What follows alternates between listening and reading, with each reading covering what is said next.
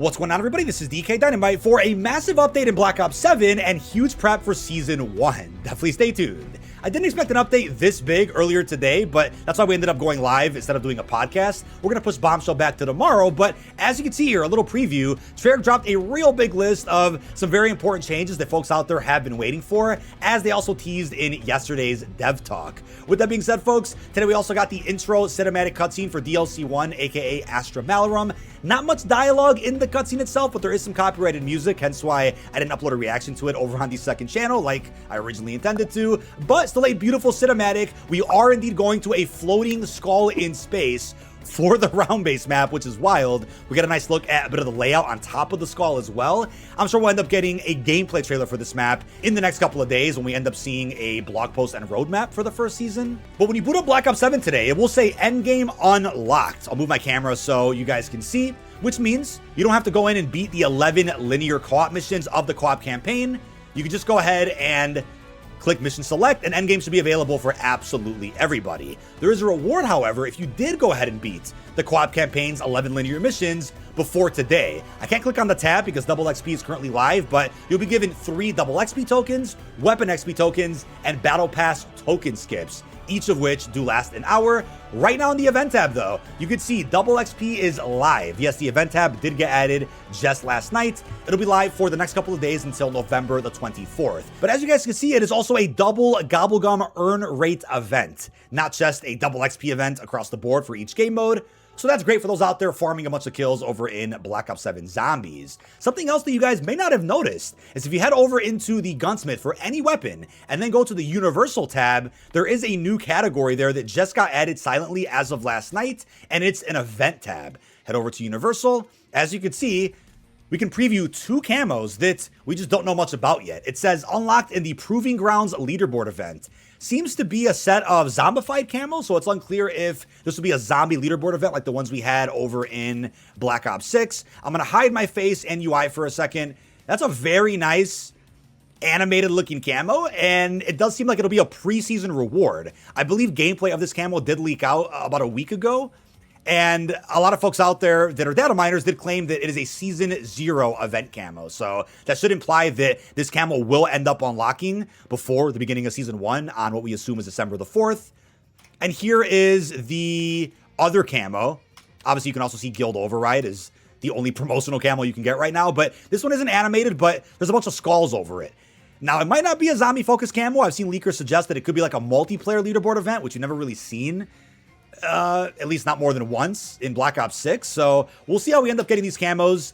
I'm guessing they'll probably add whatever that event is to the event tab as like a scheduled event, probably on Monday. And I'm guessing it'll likely start next Thursday, but could even start sooner than that. I think at the very least, it'll end up being an event that we see before Season 1. But jumping into today's patch notes, this is the first big set of notes that we've gotten following the full launch of the game. Of course, this doesn't account for a lot of the other major changes we're going to get with Season 1. The preload for the first season should end up popping up, I want to say, in the next week and a half. And then about, I want to say, a day or two before Season 1 begins, we'll end up getting the first season's major patch notes as well. But as you guys can see, we first have aim assist.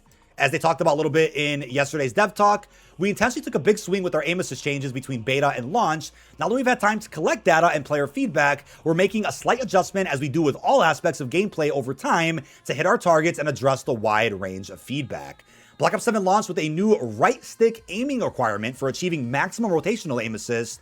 When the right stick isn't used, though, or isn't tracking a target effectively, players now experience a minimum rotational aim assist strength. At launch, the minimum rotational aim assist was a 35% reduction from beta, which I think was pretty noticeable. Our goal for this new mechanic and our other aim assist range changes is to provide the most competitive experience for all players and inputs. Again, balancing the competition between controller versus keyboard and mouse.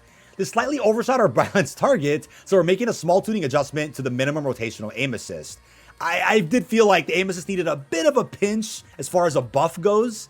As well as I think TTK, which we're likely not going to see a change to. But other than that, aim assist is one of the most integral components of gameplay feel, so it's crucial for us to settle on tuning that both feels great to play with and hits our balance goals. Again, got a bit of a 10% penalty reduction there. As far as weapons, main area feedback has been SMG balance, particularly in relation to assault rifles. Most of our changes today aim to reduce the versatility of our highest performing ARs and improve the mid-range performance of SMGs. You can find more details below. Aside from the SMGs, we have a handful of other individual weapon and prestige attachment adjustments. In general, really like the class variety that we've been seeing thus far. We'll be dialing things again as we get closer to the first season. For ARs, there's a small flinch nerf so that they flinch harder than SMGs. This is not a huge adjustment, as we also don't want to introduce lucky headshots into our full auto gunfights. This flinch increase is small enough that it may affect players aiming for headshots and not well centered, but still not force most torso shots into headshots unintentionally. Weapon class adjustment. Receive flinch increase from 0.15 to 0.18. And here are the weapons that got changed as of today. We see the M15, the AK. This is more versatile than they would have liked. Got some exact changes there. I'll leave these patch notes linked down below for those who want to read up on the exact stats and data points. MXR, the Maverick.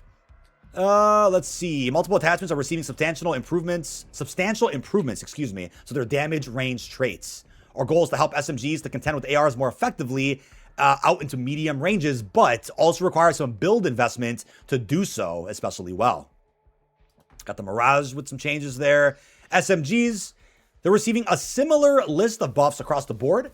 Baseline, they're all receiving an improvement to their final damage range to add a handful of meters to some of their mid-range power. In addition, multiple attachments are receiving substantial improvements to their damage range traits. They wanted to contend more with ARs out into medium ranges, but again, requiring build investments. The rear grip attachments that improve recoil are seeing a buff. There's a tough handling trade-off when taking recoil in that node, so we felt there was room to push these even further. We think SMGs will be more solid, or will have more solid footing in Black Ops 7 going forward. Again, 0.17 to 0.12 as far as the flinch reduction. Specific SMGs that got changes include the Raiden. We have the RK9, aka the Tech 9, as I call it. The Razor 9mm. The Dravik, what is easily the brand new Jackal of Call of Duty this year. I'm sure you guys would agree. We got the Carbon 57 and the MPC with some changes as well. Marksman rifles. The Warden and Nova line are both very high power precision weapons that we see doing very well in BO7. Our sentiment here is the same as the X9 Maverick, in that we are excited to have marksman rifles in the mix and want to keep it that way. For now, we want to make sure there's some counterplay to these weapons. So they're going to up the flinch they receive, and hitting the handling and mobility is the approach that they're taking for that. Okay, so we got some nerfs here for those two weapons. LMGs, as we can see, we got an aim down sight improvement. We got some frustrations with the overheating, so they've adjusted the MK78, and the XM325 also got an improvement to the ADS time. For the Jaeger, we have redesigned the Prestige barrel to have a slower rate of fire, but have much higher base damage and range. The new tuning draws inspiration from the Skull Splitter. Yes, I remember that from BO4. Oh, and it was also a barrel in BO6, excuse me. Not the exact Skull Splitter I was thinking of, but yeah, it was a 9mm barrel in BO6. So there's that. We got the Valax 5.7. Pistols in BO7 are intentionally stronger than last year, so they now require at least one headshot mixed in to get a one burst kill with that pistol. And then moving on to our regular UI and bug fixes. Increased viewable minimap area, an additional 10% on top of the previous 15% increase. The drone pod got a nerf, thank God. They increased the drone pod charge time from 2.5 to 3 minutes, and then they reduced the active drone duration and damage output. The hand cannon, increased ammo for the hand cannon akimbo from 5 to 7 rounds. Reduced hip fire spread by 44%. They've also reduced ammo for the hand cannon extended mag from 12 to 10 rounds. They've increased missile count for the LDBR second strike overclock from 9 to 13.